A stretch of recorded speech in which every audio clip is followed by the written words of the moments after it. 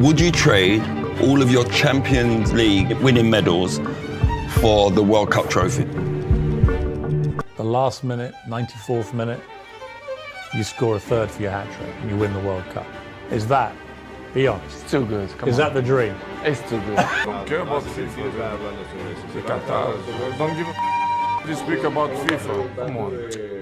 Messi, Maradona, Zidane, Ronaldinho. Most of the greats were born into footballing prestige, except one man, Cristiano Ronaldo. Oh my goodness! Got Van Nistelrooy with him and Rooney. Oh, what a goal that is! Cristiano Ronaldo. For this man, certainly. Oh, most certainly. You might see Portugal as one of the best national teams in football right now, but it wasn't the case pre-Ronaldo. Before his senior team debut, they had never won a major trophy, never qualified for back-to-back World Cups, and were never really a footballing powerhouse. But this dude came out of nowhere, put his country on his back, and carried them to glory. He scored goals, won trophies, broke records, and was an idol and role model to the new generations of Portuguese footballers. He built this team with his bare hands, but when it came time to reap the fruit of his labor, they all let him down. And this is how the story of Portugal's greatest son became one of its greatest heartbreaks.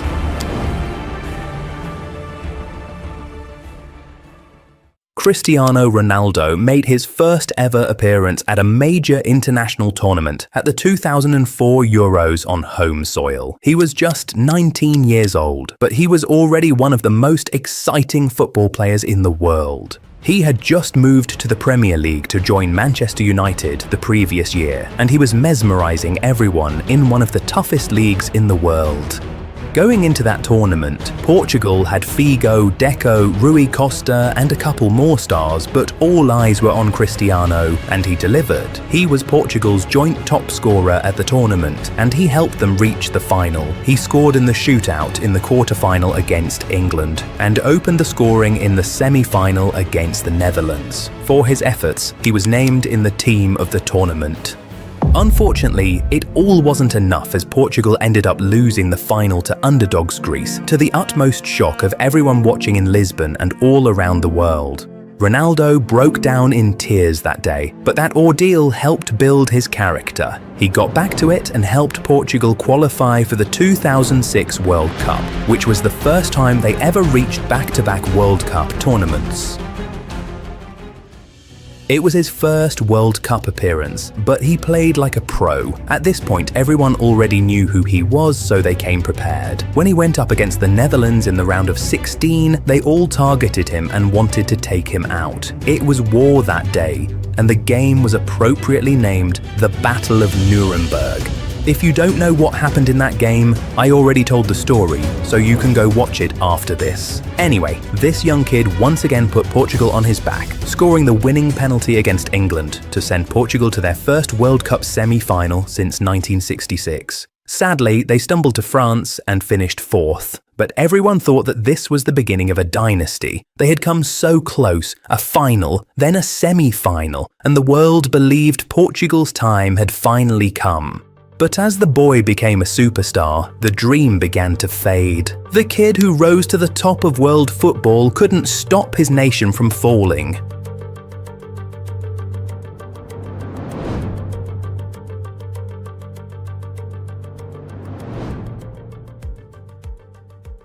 From 2007, Cristiano Ronaldo started to establish himself as one of the best players in the world. He won the Champions League and Ballon d'Or in 2008, but he was unable to translate that form to the national team at the Euros that year. With Portugal stumbling at the first stage of the knockout rounds, he moved to Real Madrid in 2009 and continued to win both team trophies and individual awards, while also breaking all sorts of records. But it still wasn't translating to international success with Portugal.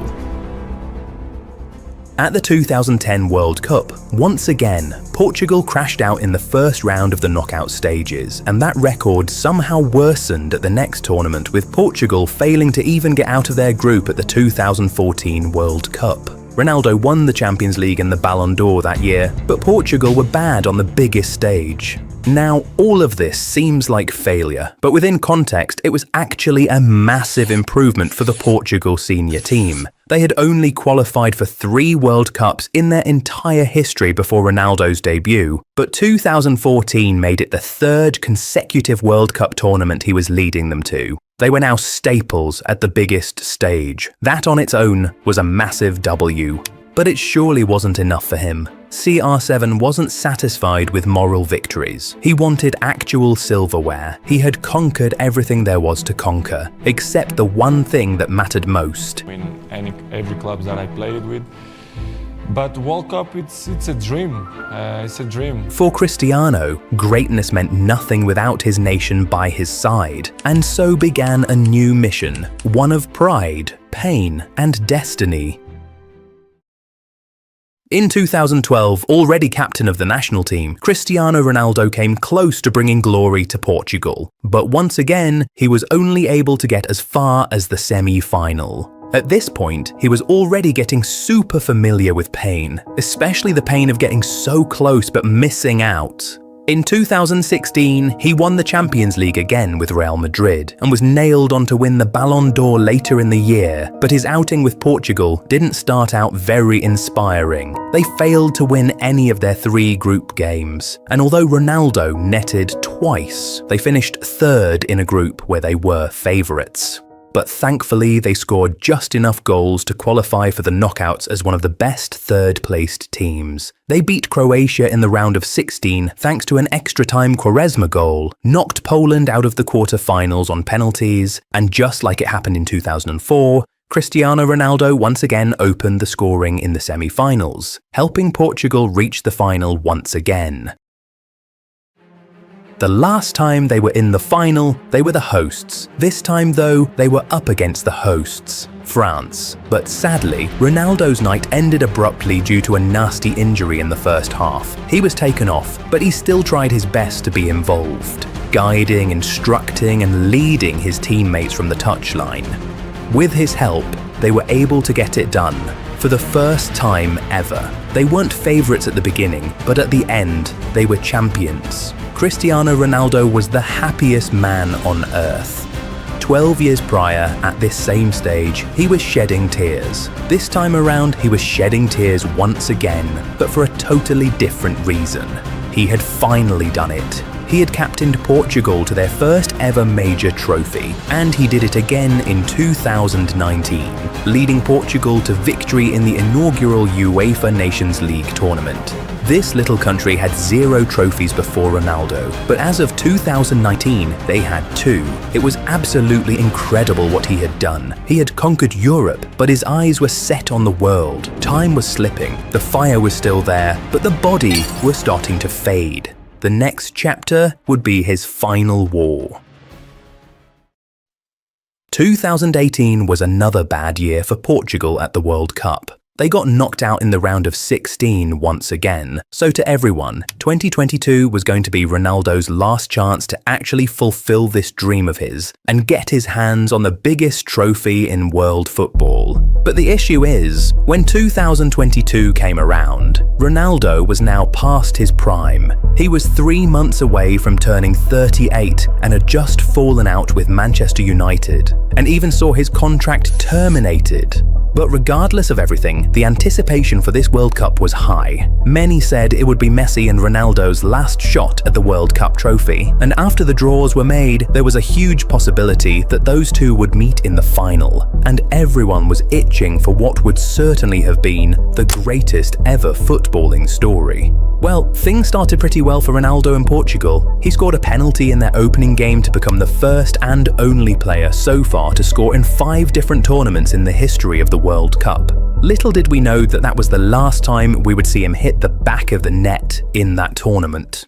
Anyway, after just 2 games, Portugal had already qualified for the knockout rounds, but they lost their last game of the group to South Korea, and that seemed to change how the coach saw things. Ahead of the round of 16 game against Switzerland, he shocked the entire world by putting Cristiano Ronaldo on the bench. It was certainly a massive gamble. We were now at the win or go home stage, and you surely want your best player starting every knockout game. But he gambled by putting CR7 on the bench. And well, the gamble paid off because Portugal won the game comfortably with Ronaldo's replacement, Gonçalo Ramos, scoring a hat-trick and helping Portugal to a 6-1 win. Looking at the result, nobody was mad at the coach leaving Ronaldo on the bench, not even his fans. The narrative was that he had carried the national team for years and had brought them glory in the past. Perhaps it was now time for them to carry him. Seeing as it worked in that game against Switzerland, the coach persisted with the same formula in the quarter-final game against Morocco. But football doesn't repeat itself. It punishes arrogance. The next game would break more than tactics. It would break hearts. An African team had never made it to the semi-finals in the history of the World Cup, so even with Ronaldo on the bench, Portugal were still favourites to go through, especially looking at the star-studded squad they had. The game was pretty end-to-end at the beginning. João Felix nearly scored from a free kick in the 4th minute, but Bruno made a brilliant save. A couple minutes later, Morocco nearly scored from a corner kick, but the header from En-Nesyri went over the crossbar. In the 13th minute, Portugal threatened from yet another Bruno Fernandes free kick. There was a scramble in the box, but the Moroccan defence remained compact and successfully dealt with the danger. As time went on, the game got more and more heated. Both teams were trying to get their breakthrough from set pieces, crosses into the box, and even shots from outside the box. There were fouls, yellow cards, and even some calls for a red card after Bruno Fernandes crashed into Yassine Bounou in the Morocco box in the 24th minute. We came super close to seeing the deadlock broken in the 31st minute when João Felix attempted a shot from outside the box. The ball deflected, caught the keeper off and very nearly snuck into the goal, but the Moroccans survived that scare. They then went the other way to respond with their own attack. There was a nice cut back into the box, but Selim Amala was unable to keep his shot down, blasting the ball high over the target. A couple of minutes later, Boufal attempted a curler from outside the box, but it was rather easy for Diogo Costa to handle. At this point, it was obvious that we were getting closer to the opening goal of the game. You could just smell it. João Felix missed a pretty sweet opportunity to get that opener in the 39th minute, poking the ball over the bar. But when Morocco got their own chance a few moments later, they made sure to make it count. Atiat Allah sent in a beautiful cross into the box, and En-Nesyri made an incredible leap to get to the ball ahead of Costa and bury it in the back of the net. The well-represented Moroccan fans went crazy in the stadium. This was exactly what they wanted. A goal just before halftime? Perfect. Atiat Allah came so close to doubling that lead just before halftime, but he hit his shot wide. But of course, they were more than happy to take the 1-0 lead into the break. Now, everyone thought that the Portugal coach would have brought Ronaldo in at halftime. He might be a little old now, but he's still one of the greatest goal scorers in history. If you need a goal, throw him in. Well, he didn't. He sent out the same 11 for the second half. Now, one would have thought that Morocco would come out in the second period to protect their lead, but they didn't do that. Instead, they came out firing and threatened to double their lead, and they came close to doing that in the 49th minute when El Yamik headed on target from a Ziyech cross, but it was saved by Costa. That was a clear sign for Portugal to throw Ronaldo in immediately, before things got any worse. So the captain came on in the 51st minute. And interestingly, he came in for a midfielder, showing that desperation was already kicking in for the Europeans. Was he going to be able to save the day? He had done it so many times in the past for club and country, so if you were going to bet on anybody to do that, it surely would have been him. Well, unsurprisingly, after Ronaldo came, it almost entirely became a Portugal affair. A missed header from Gonçalo Ramos in the 58th minute, a free kick in the 60th minute, a shot from Bruno Fernandes which only just scraped the bar in the 64th minute. It was constant pressure from the men in white. But they didn't stop. They continued to knock and knock and knock, but Morocco remained super tight and super compact at the back, and even very nearly doubled their lead in the 75th minute. But Cheddar was unable to bring the ball under control to get a shot on goal. All this while, Cristiano Ronaldo was being heavily marked in the box, so he decided to find other ways to affect the game, and in the course of that, he very nearly provided the greatest assist of his entire career. Presented back to him. And Felix! In the 83rd minute of the game, a ball was passed to him in the box, and instead of trying to turn and take a shot like he would usually do, he immediately laid the ball for an on-rushing João Felix who struck the ball beautifully. On any other night, that would have been a goal, but Yacine Bounou was just superhuman that day. He flew to his right and produced another incredible save to stop what looked like a sure equaliser. Time was ticking away. Hope was fading, but Cristiano Ronaldo was still knocking. In the first of 8 minutes of additional time, CR7 attempted a shot from inside the box. Oh, it's not offside, it's Ronaldo! But Bounou was there yet again. A red card was shown to Chedira in the 93rd minute, but it meant nothing to Portugal unless they could get an equaliser and force extra time. And they very nearly did that in the 97th minute.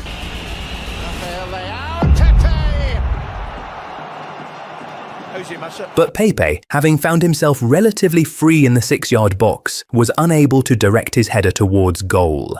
That right there was the chance. The golden opportunity. The legend had his hand in his head like he knew he had just thrown away the last chance of the game. Moments later, the final whistle went, and what followed was one of the most emotional sights in football history. While Moroccans celebrated all around him, Cristiano Ronaldo, a forlorn figure, took a long and lonely walk straight down the tunnel. You could tell that a part of him was saying, "It's all over now, the dream is gone forever." He was trying to be a man, be a captain, be the leader, but the moment he got into the tunnel, he just could not hold back the tears anymore. He burst out crying, showing that he's human after all. He didn't want it to end this way. He had given his all to bring glory to his nation, and he wanted to bring home the biggest trophy before he bowed out. But when it mattered most, he was let down by his coach and by his teammates.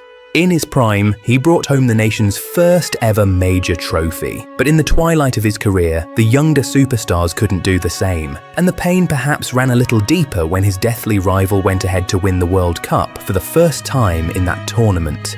It felt like he had the final say in the age-long debate. Surely it was all over. So we all thought. But Cristiano Ronaldo doesn't give up. He led Portugal to another Nations League victory, even scoring in the final against favourites Spain. And as fate would have it, even his World Cup story isn't over just yet. He has helped Portugal qualify for yet another tournament and will be expected to lead the pack to the big showdown in North America in the summer of 2026. He'll be 41 when the next World Cup arrives. One last shot at immortality. Maybe he'll win, maybe he won't, but after everything he's given, maybe that's not the point anymore. Because in the end, Cristiano Ronaldo didn't just change Portugal, he changed football itself. Tell me what you think in the comments. Anyway, while 2026 is certain to be Ronaldo's last ever World Cup, let's throw things back to his first one way back in 2006 when Flying Dutchman nearly put Cristiano Ronaldo in a wheelchair. You want to know what happened in this super violent game of football? Click here and I'll tell you all about the Battle of Nuremberg.